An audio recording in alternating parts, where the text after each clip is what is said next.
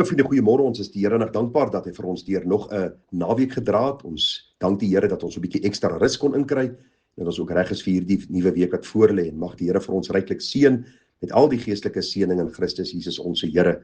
Ons dank hom dat hy ons leidsman en volëinder van ons geloof is en dat ons vas kan staan in die vryheid waarmee Christus ons vrygemaak het. Nou ons is besig met hierdie gemeentes, ons praat oor die gedagte, wat sal die Here se boodskap aan ons as gemeente wees?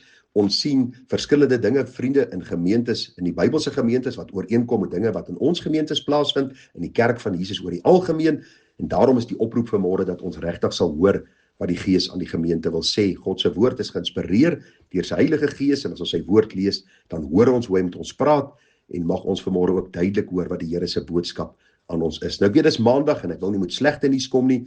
Daarom vriende, is vanmôre se boodskap 'n wonderlike boodskap in die sin dat hy afsluit met 'n oproep tot bekering, 'n bemoedigende woord van die Here om ons as gemeente op te tel en ons op te bou in die allerheiligste geloof. Maar kom ons kyk gou vinnig weer.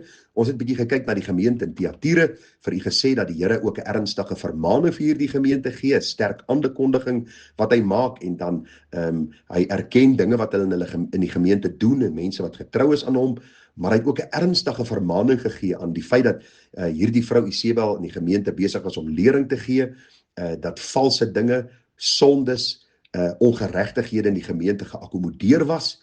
En nou sê die Bybel vir ons dat die Here 'n onmiddellike oordeel in hierdie gemeente gebring het. Die Bybel sê vir ons hierdie onmiddellike oordeel, het kom baie duidelik na vore in vers 22. Kyk, ek werp haar neer op 'n siekbed. Nou hierdie siekbed, vriende, kan dui op 'n fisiese siekte wat hierdie vrou ontvang het, omdat sy in die gemeente geleer het en hierdie gemeente wat haar geakkommodeer het. Dit kan ook wees dat hierdie vrou gesterf het. Ons weet nie presies wat die konteks daarvan is nie.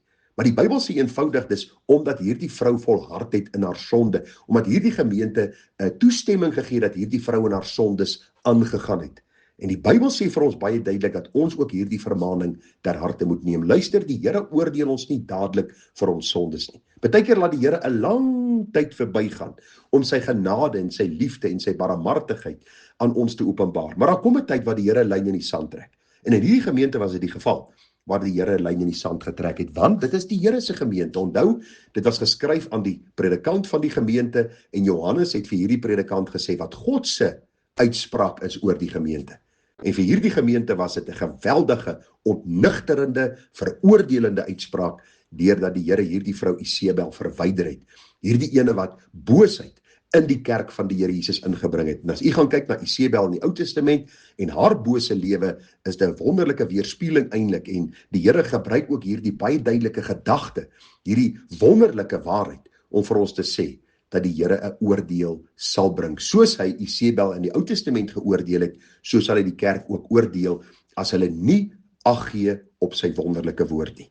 Nou vriende, die toepassing is eenvoudig, as ons kyk in die kerk van die Here Jesus, die sonde wat vandag geakkommodeer word, en hoe dikwels mense, terwyl hulle in bewuste sonde lewe, en die predikant in bewuste sonde lewe, en die kerkraadslede, die gemeentelede, eenvoudig maar net aangaan in die kerk van die Here. Hulle sluit die deure oop, hulle sing saam, hulle gaan huis toe, hulle gebruik die nagmaal, en hoor wat sê die Bybel, wie op onwaardige wyse eet of drink, eet en drink 'n oordeel oor homself, terwyl hy die liggaam van die Here nie onderskei nie. Daarom is daar onder julle baie swakkes en sieklikes, en 'n aantal het ontslaap, want as ons onsself beoordeel het, sou ons nie geoordeel word nie. Die feit dat u en ek vanmôre nog lewe, is God se genadehand wat uitreik. Die feit dat die Here ons nog nie doodgemaak het en finaal geoordeel het vir ons sonde nie, is God se genade. Ons weet sy kinders sal nie veroordeel word vir die hel nie, maar God sal ons beoordeel en ons sal skade ly. Daarom vra ek jou dat jy eerder nie met boosheid sal aangaan en 'n duim sal vashou dat jy die Here ken, en miskien ken jy hom nie, omdat jou werke wys dat jy in sonde bly voortgaan nie. Die duidelike oproep wat die Here gee, vers 22, dat hy, as hulle nie van hulle werke bekeer nie, sal die Here hulle oordeel. Nou hierdie woordjie bekering, vriende, sluit die gedagte in van 'n verandering in my gedagte, in my denke, wat veranderend sal inwerk op my gedrag. Jy sien, die Here gee hierdie kinders van hom in Thyatira 'n kans om werklik te hoor wat hy sê, dit te prosesseer deur hulle verstand, want dis hoe die Here met ons werk, sodat dit ook 'n verandering in hulle optrede teweeg sal bring. Die Here sê in Jesegiel 33 vers 11, sê vir hulle, so waar as ek leef, spreek die Here, ek het geen behaag in die dood van die goddelose nie, maar daarin dat hulle bekeer van hulle weg en lewe. Bekeer julle tog waarom tog wil julle sterwe, o huis van Israel?